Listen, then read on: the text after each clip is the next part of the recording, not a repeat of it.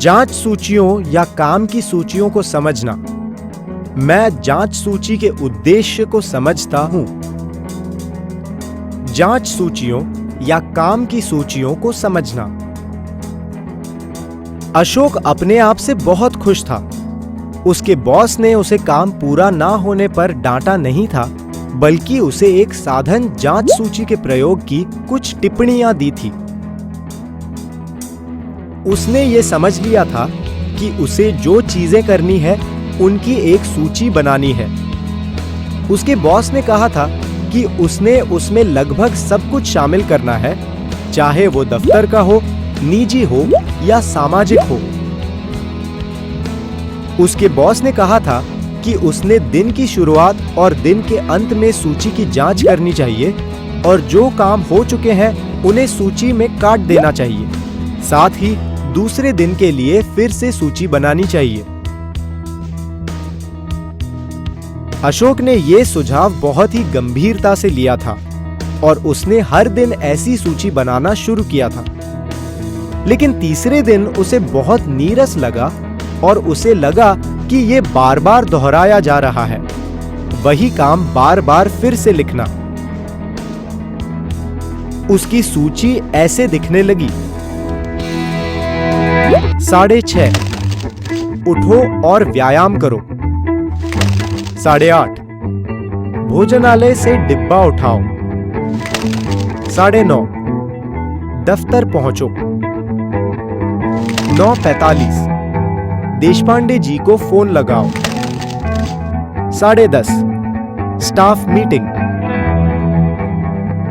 1:30 काम करो। 3:30 टीम के नेता से टिप्पणियां लो। 5:30 दफ्तर से निकलो, या तो बैंक या रिश्तेदार या क्रिकेट खेलने के लिए मैदान या रोजमर्रा की खरीदारी करने के लिए दुकान जाने के लिए। 8:30 IPL देखो। 10:30 डायरी या दैनंदिनी लिखो। उसे नीरसता या बोरियत लगी क्योंकि हर दिन केवल 3 से 4 चीजें ही बदलती, लेकिन बॉस ने उसे सब कुछ लिख देने को कहा था और अशोक अपने बॉस जैसा बनना चाहता था, उनके जैसे आदर पाना चाहता था और सोचता था कि केवल जांच सूची की टिप्पणियों का पालन करने से ही ये हो पाता। उसने ये महसूस किया कि वो बहुत सारा समय केवल ये सूची बनाने में ही गवा रहा था, वो भी बिना किसी लाभ के। उसे निराशा महसूस होने लगी और वो उसके बर्ताव में दिखने लगी। उसके दोस्त ने उससे उसकी निराशा का कारण पूछा। अशोक ने सारा किस्सा सुनाया और बताया कि कैसे वो बार-बार वही चीजें लिख रहा था हर दिन। ये अशोक का एक वरिष्ठ दोस्त था और उसने पूछा कि तुम जांच सूची क्यों बना रहे हो? तुम एक दिन के कामों की सूची, टू डू लिस्ट क्यों नहीं बनाते? अशोक उठ बैठा। अब ये नई चीज क्या थी जिसका नाम था कामों की सूची?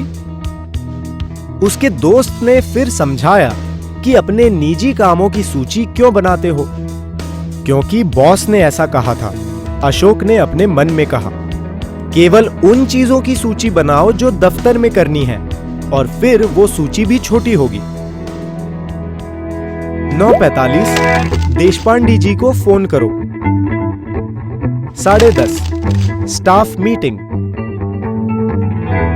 1:30 काम करो। 3:30 टीम के नेता से टिप्पणियां लो। हाँ, अशोक ने सोचा, ये सूची छोटी लगती है। लेकिन उसके दोस्त ने आगे कहा कि दफ्तर के काम के बारे में जितना हो सके उतना विस्तार से लिखो। क्या तुम कुछ सोच सकते हो? और फिर अशोक ने महसूस किया उसे अगले हफ्ते के सेमिनार के लिए तैयारी करनी थी। पिछले अध्ययन यात्रा पर उसका रिपोर्ट प्रस्तुत करना था। उसके खर्चे का दावा प्रस्तुत करना था। अगले महीने के लिए छुट्टी की अर्जी देनी थी। अपने सहकर्मी से जो हफ्ते भर की छुट्टी पर जा रहा था, उसकी जिम्मेदारियां समझ लेनी थी या उसका काम संभाल लेना था। उसके प्रोजेक्ट के लिए कुछ इंटरव्यूज का आयोजन करना था।